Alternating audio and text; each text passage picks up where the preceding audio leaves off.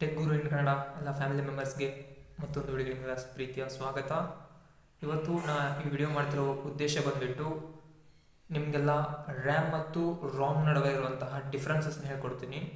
RAM ಅಂತ ಅಂದರೆ random access memory ಅಂತ. ರ್ಯಾಮ್ ಅಂತಂದರೆ ಇದು ವೆರಿ ಫಾಸ್ಟಾಗಿ ವರ್ಕ್ ಮಾಡುತ್ತೆ ಮತ್ತು ವೆರಿ ಫಾಸ್ಟಾಗಿ ಡಾಟಾನ ಪ್ರೊಸೆಸ್ ಮಾಡುತ್ತೆ. ಆದರೆ ರ್ಯಾಮ್ನ ಒಂದು ಡ್ರಾಬ್ಯಾಕ್ ಏನಂತಂದರೆ ಒಂದು ಸಾರಿ ಆ ಸಿಸ್ಟಮ್ದು ಪವರ್ ಏನಾದರೂ ಶಟ್ ಡೌನ್ ಆದರೆ ರ್ಯಾಮ್ ಡಿಲೀಟ್ ಆಗುತ್ತೆ, ಡಿಫಾಲ್ಟ್ ಡಿಲೀಟ್ ಆಗುತ್ತೆ. ಬಟ್ ಇನ್ ದ ರಾಮ್ ಅಂದರೆ ರೀಡ್ ಓನ್ಲಿ ಮೆಮೊರಿ ಅಂತ. ರಾಮ್ ಏನು ಮಾಡುತ್ತೆ, ಒಮ್ಮೆ ನೀವು ಡಾಟಾ ಏನಾದರೂ ಸ್ಟೋರ್ ಮಾಡಿದ್ರಿ ಅಂದ್ಕೊಳ್ಳಿ, ಆ ಡಾಟಾ ಪರ್ಮನೆಂಟಾಗಿ ಆ ಡಿವೈಸಲ್ಲಿ ಇರುತ್ತೆ. ಇದು ರಾಮ್ ಮತ್ತು ರ್ಯಾಮ್ ನಡುವೆ ಇರುತ್ತೆ ಡಿಫ್ರೆನ್ಸಸ್. ಇನ್ನು ಈಗ ಸ್ಮಾರ್ಟ್ಫೋನ್ಸ್ಗಳಲ್ಲಿ ಏನು ಮಾಡ್ತಾರೆ ಅಂತಂದರೆ ರ್ಯಾಮ್ ಮತ್ತು ರಾಮ್ನ ಎಲ್ಲರೂ ಯೂಸ್ ಮಾಡ್ತಾರೆ, ಇದೆಲ್ಲ ನಿಮ್ಗೆ ಗೊತ್ತೇ ಇದೆ. ಬಟ್ ಇವಾಗ ರ್ಯಾಮ್ನಲ್ಲಿ ಯಾವ ರೀತಿಯಾದಂತಹ ಟೈಪ್ಸ್ ಇವೆ ಮತ್ತು ರಾಮ್ನಲ್ಲಿ ಯಾವ ರೀತಿಯಾದಂತಹ ಟೈಪ್ಸ್ ಇವೆ ಅಂತ ನಿಮ್ಗೆ ಹೇಳ್ಕೊಡ್ತೀನಿ. ರ್ಯಾಮ್ನಲ್ಲಿ LPDDR4X ರ್ಯಾಮ್ ಅಂತ ಮತ್ತು LPDDR5X ರ್ಯಾಮ್ ಅಂತ ಇದೆ.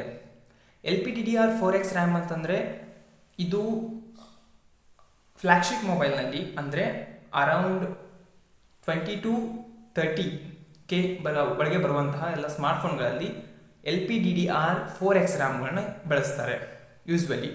ಆದರೆ ಕೆಲವೊಂದಿಷ್ಟು ಕಂಪ್ನಿಗಳು ಏನು ಮಾಡ್ತವೆ ಅಂದರೆ LPDDR5X ರ್ಯಾಮ್ನ ಕೊಡ್ತಾರೆ, ಆನ್ ದ ಬೇಸಿಸ್ ಆಫ್ ಅವರ ಕ್ರೈಟೇರಿಯಾ ಮೇಲೆ ಕೊಡ್ತಾರೆ. LPDDR4X ರ್ಯಾಮ್ ಅಂತಂದರೆ ಇದು ಡಾಟಾನ ಬಹಳ ಫಾಸ್ಟಾಗಿ ವರ್ಕ್ ಮಾಡುತ್ತೆ ಕಂಪೇರ್ ಟು LPDDR4 ಮತ್ತು LPDDR3ಗೆ ಕಂಪೇರ್ ಮಾಡಿದರೆ. ಇವಾಗೆಲ್ಲ ಬರುವಂಥ ಎಲ್ಲ ಸ್ಮಾರ್ಟ್ಫೋನ್ಗಳು LPDDR4X ರ್ಯಾಮ್ ಮತ್ತು LPDDR5X ರ್ಯಾಮ್ಗಳನ್ನು ಹೊಂದಿರ್ತವೆ. LPDDR4X ರ್ಯಾಮ್ ಬಂತಂದರೆ ಇದು ಡಾಟಾನ ಜಲ್ದಿ ಪ್ರೊಸೆಸ್ ಮಾಡುತ್ತೆ ಮತ್ತು ಪವರ್ನ ಸ್ವಲ್ಪ ಕಡಿಮೆ ಕನ್ಸ್ಯೂಮ್ ಮಾಡುತ್ತೆ, ಆಯಿತಾ. ಇನ್ನು LPDDR5X ರ್ಯಾಮ್ ಅಂತ ಬಂದರೆ ಇದು ಡಾಟಾನ ವೆರಿ ಫಾಸ್ಟಾಗಿ ಪ್ರೊಸೆಸ್ ಮಾಡುತ್ತೆ. ಅಂದರೆ ಇವಾಗ LPDDR4X ರ್ಯಾಮ್ ಇದೆಯಲ್ಲ, ಇದಕ್ಕಿಂತ ಸ್ವಲ್ಪ ಫಾಸ್ಟಾಗಿ ಡಾಟಾನ ಪ್ರೊಸೆಸ್ ಮಾಡುತ್ತೆ. ಇನ್ನು LPDDR4X ರ್ಯಾಮ್ಗಳನ್ನು ಎಲ್ಲಿ ಬಳಸ್ತಾರೆ, ಯಾವ ಮೊಬೈಲ್ಗಳಲ್ಲಿ ಬಳಸ್ತಾರೆ ಅಂತಂದರೆ ಇವಾಗ ಸ್ಯಾಮ್ಸಂಗ್ನ A ಸೀರೀಸ್ ಆಯಿತು ಮತ್ತು M ಸೀರೀಸ್ ಆಯಿತು, ಇವು ಏನು ಬರ್ತಾವಲ್ಲ 20,000-25,000 ಒಳಗೆ ಯಾವ ಸ್ಮಾರ್ಟ್ಫೋನ್ಸ್ ಬರ್ತಾವಲ್ಲ ಅದರಲ್ಲಿ ಬಳಸ್ತಾರೆ. ಇನ್ನು ಶೌಮಿ ಆಯಿತು, ಪೋಕೋ, ರಿಯಲ್ಮಿ ಮತ್ತು ಎಲ್ಲ ಸ್ಮಾರ್ಟ್ಫೋನ್ಗಳಲ್ಲಿ 4X ರ್ಯಾಮ್ನ ಬಳಸ್ತಾರೆ. ಇನ್ನು LPDDR5X ರ್ಯಾಮ್ನ ಎಲ್ಲಿ ಬಳಸ್ತಾರೆ ಅಂತಂದರೆ ಸ್ಯಾಮ್ಸಂಗ್ನ S ಸೀರೀಸ್ ಅಂದರೆ S23, S24, S25 ಮತ್ತು ಅಲ್ಟ್ರಾ ಸೀರೀಸ್ನಲ್ಲಿ ಆಯಿತು ಮತ್ತು ಫ್ಲಿಪ್ ಆಯಿತು, ಇವುಗಳಲ್ಲೆಲ್ಲ LPDDR5X ರ್ಯಾಮ್ನ ಬಳಸ್ತಾರೆ. ಇನ್ನು ಶೌಮಿದಲ್ಲೇ ಬಳಸ್ತಾರೆ, ರಿಯಲ್ಮಿನಲ್ಲೂ ಬಳಸ್ತಾರೆ. ಇವು LPDDR5X ರ್ಯಾಮ್ ಅಂದರೆ ಡಾಟಾನ ವೆರಿ ಫಾಸ್ಟಾಗಿ ರೀಡ್ ಮಾಡುತ್ತೆ, ಆಯಿತಾ. ಇನ್ನು ರಾಮ್ ಅಂತ ಬಂದರೆ ರಾಮ್ನಲ್ಲಿ UFS ಅಂತ ಇದೆ.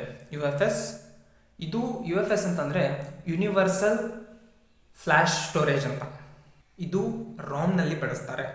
ರಾಮ್ ಅಂತಂದರೆ ನಿಮಗೆಲ್ಲ ಗೊತ್ತಾಯಿದೆ ಈಗ ರೀಡ್ ಓನ್ಲಿ ಮೆಮೊರಿ ಅಂತ. ಇಲ್ಲಿ ಡಾಟಾ ಪರ್ಮನೆಂಟ್ ಆಗಿ ಸ್ಟೋರ್ ಆಗಿರುತ್ತೆ. ಅಂದರೆ ನೀವು ಯಾವುದಾದ್ರೂ ಫೈಲ್ಸ್ನ ಸ್ಟೋರ್ ಮಾಡೋದಾಯಿತು, ಯಾವುದಾದ್ರೂ ಫೋಟೋಸ್ನ ಯಾವುದಾದ್ರೂ ವಿಡಿಯೋಸ್ನ ಏನು ಸ್ಟೋರ್ ಮಾಡ್ತಿರಲ್ಲ ಇದು ರಾಮಲ್ಲಿ ಸ್ಟೋರ್ ಆಗುತ್ತೆ. ಇನ್ನು UFS ಅಂತಂದರೆ ಇದು ಒಂದು ರಾಮ್ನ ಟೈಪ್ಸ್ ಆಯಿತು. ಈ UFSನಲ್ಲಿ ಸಿರೀಸ್ಗಳು ಬರ್ತವೆ, ಅಂದರೆ UFS 3.0, UFS 3.1, UFS 4.0, UFS 4.1 ಅಂತ ಬರುತ್ತೆ. ಇವಾಗ ಕರೆಂಟ್ಲಿ ಮಾರ್ಕೆಟ್ನಲ್ಲಿ ಅವೈಲೇಬಲ್ ಇರೋದಂತಂದರೆ UFS 3.1 ಮತ್ತು UFS 4.0, UFS 4.1 ಇದೆ. ಅಂದರೆ UFS 3.0 ಏನಿದೆ ಇವಾಗ ಇದು ಮಾರ್ಕೆಟ್ನಲ್ಲಿ ಓಲ್ಡ್ ವರ್ಷನ್ ಆಗಿದೆ. ಈಗ ಎಲ್ಲ ಮೊಬೈಲ್ಸ್ಗಳಲ್ಲಿ 3.1, 4.0 ಮತ್ತು 4.1ನ ಬಳಸ್ತಾರೆ. ಮತ್ತು ಇವಾಗ ಫ್ಲ್ಯಾಗ್ಶಿಪ್ನ ಹೈ ರೇಂಜ್ ಮೊಬೈಲ್ಸ್ಗಳಲ್ಲಿ ಕರೆಂಟ್ಲಿ ಇವಾಗ UFS 4.0 ಮತ್ತು UFS 4.1ನ ಬಳಸ್ತಾರೆ. ಇದು ರಾಮ್ನ ಡಿಫ್ರೆನ್ಸ್ ಆಗಿದೆ, ಆಯಿತಾ.